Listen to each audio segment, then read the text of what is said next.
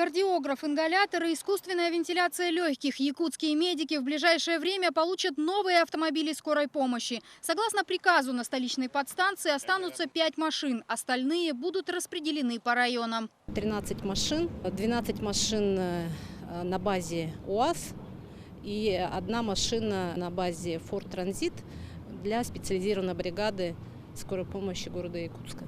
Для Якутии каждая машина скорой на счету. Кареты приходят в негодность в 3 раза быстрее обычного авто. Работая круглосуточно, техника проходит через все испытания. В основном у нас убивает ходовку то, что грязь и мороз. Потому что это хорошо в центре города где-то. Что побольше становится дорог асфальтированных, чистых. Но бывает, что выезжаем за город, где лужи и грязь непролазная. Но сильнее всего машины страдают во время ДТП. На якутской подстанции сегодня 23 автомобиля, и потеря даже одного из них существенно осложняет работу. Новые машины не сразу выходят на линию. Вначале им предстоит небольшая модернизация.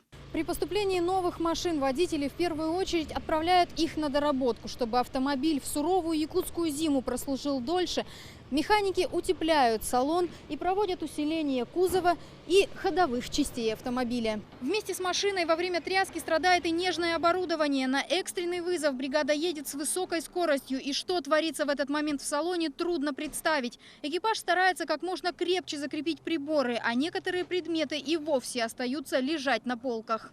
Должны, мониторы у нас все должны прикреплены, но мы боимся, что они все сломаются, аппаратура дорогая.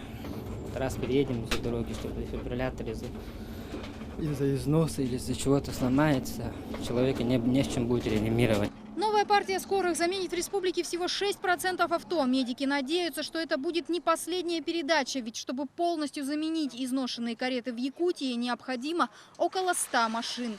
Анна Лебединская, Максим Бурцев, Вести, Якутск.